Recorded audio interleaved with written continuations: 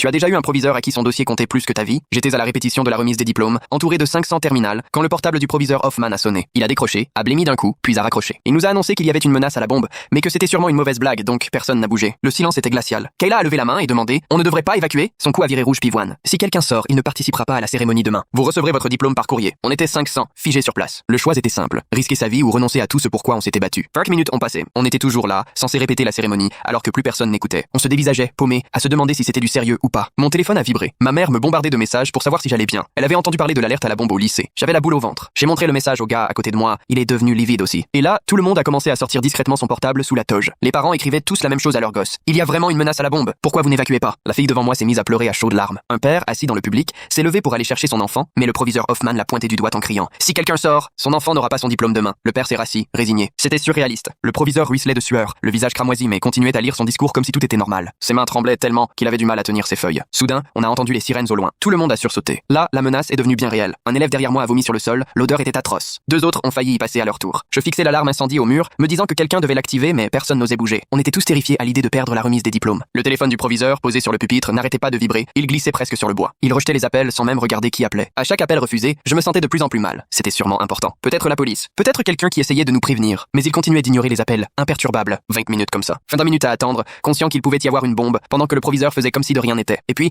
une mère s'est levée dans le public et a crié que toutes les autres écoles du district avaient évacué, sauf la nôtre. Elle le savait parce que sa sœur bossait à l'administration. Le proviseur Hoffman s'est mis à hurler qu'elle mentait et qu'elle devait sortir, la voix brisée, postillonnant de rage. Il perdait complètement pied. 3 autres élèves ont vomi. Toute la salle empestait la sueur et le vomi. On était coincés, pris au piège. L'auditorium n'avait que de petites fenêtres en hauteur, impossible de voir dehors. On se sentait comme enterrés vivants. Une fille à côté de moi m'a agrippé le bras et m'a demandé ce qu'on devait faire, la main tremblante. Là, j'ai senti quelque chose lâcher en moi. Toute ma peur s'est transformée en une drôle de sérénité. Je me suis levé et j'ai lancé: je vais déclencher l'alarme incendie. La salle s'est figée. Le visage du proviseur Hoffman est devenu violet. Si tu fais ça, je te fais arrêter. Tu n'entreras jamais à la fac. Je ruinerai ta vie. Mais je marchais déjà vers le mur. Ces menaces ne valaient plus rien. Je pensais juste à toutes ces histoires où on avait attendu trop longtemps pour agir. Mes jambes étaient en coton, mais elles avançaient toutes seules. Des gens chuchotaient. J'ai entendu: vas-y. Quelqu'un d'autre sanglotait. J'ai cassé la vitre avec mon coude. Le verre a traversé ma toge et m'a coupé le bras. Le sang a taché le tissu blanc. Je m'en fichais. J'ai tiré la poignée. Le bruit de l'alarme était assourdissant. D'un coup, 500 personnes se sont levées et ont foncé vers les sorties, comme une digue qui cède. Le proviseur a tenté de bloquer la porte principale, mais la foule l'a repoussé sans ménagement contre le mur. Il continuait à crier que la cérémonie était fichue, mais tout le monde s'en fichait. On voulait juste sortir, c'était la seule chose qui comptait. Les voitures de police ont débarqué à toute vitesse sur le parking alors qu'on sortait enfin. Ils cherchaient à nous joindre depuis 40 minutes. Le robot du service de déminage est entré, et 3 heures plus tard, il est ressorti. Le policier avait le visage blême en nous annonçant qu'ils avaient trouvé un engin planqué dans les dalles du plafond,